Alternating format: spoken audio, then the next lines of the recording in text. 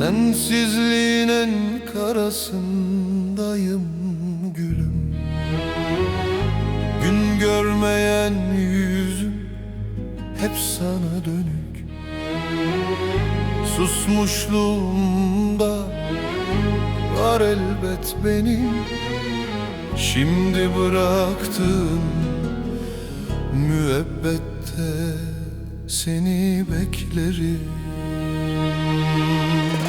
Sen de yalansın aslında, koca bir yalan.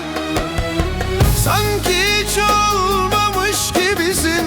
Vermedin hiçbir şey bana, bir avuç acıdan başka. Sen de yalansın aslında, koca bir yalan. Sanki hiç olmamış gibisin.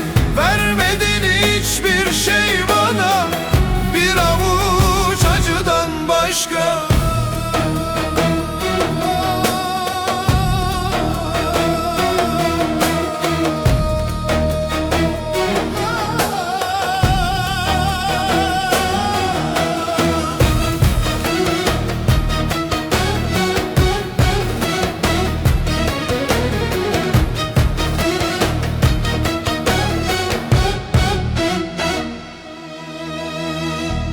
Git o zaman, uğurlar olsun.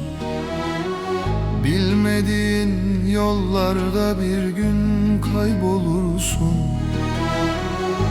Düştüğün yerde belki beni anarsın. Bak o zaman ben seni bulur muyum? Sen de yalansın aslında, koca bir yalan.